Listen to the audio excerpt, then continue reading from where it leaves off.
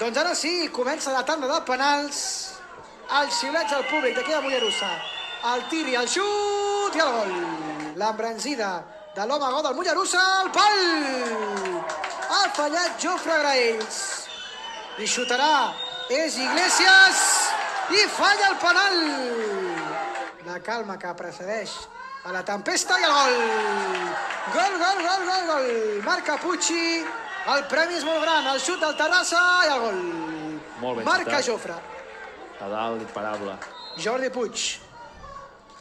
El xut, fora! Torna a fallar el Mollerussa, és Sierebel, el central agarenc, fora!